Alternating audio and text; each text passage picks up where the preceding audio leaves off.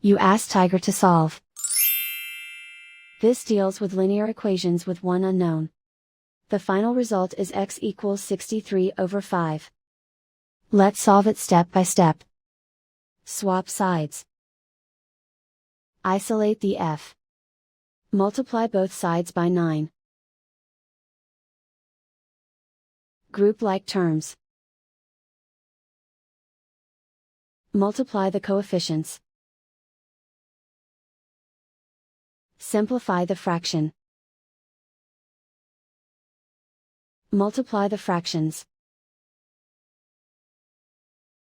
Simplify the arithmetic. And so the final result is x equals 63 over 5.